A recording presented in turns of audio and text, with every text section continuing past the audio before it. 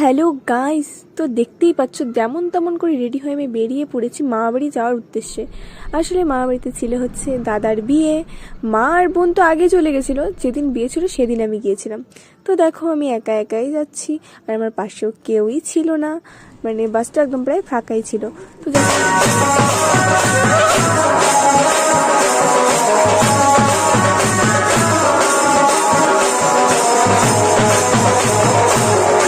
তো গাইস দেখতেই পাচ্ছ আমরা বেরিয়ে পড়েছি যাওয়ার জন্য, আর বৌদির বাড়ি ছিল শিলিগুড়ি। তো এখন আমরা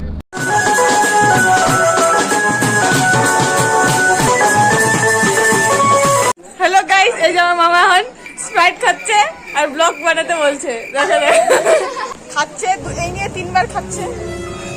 আমার মামি এই নিয়ে মামি 10 বার পাবো।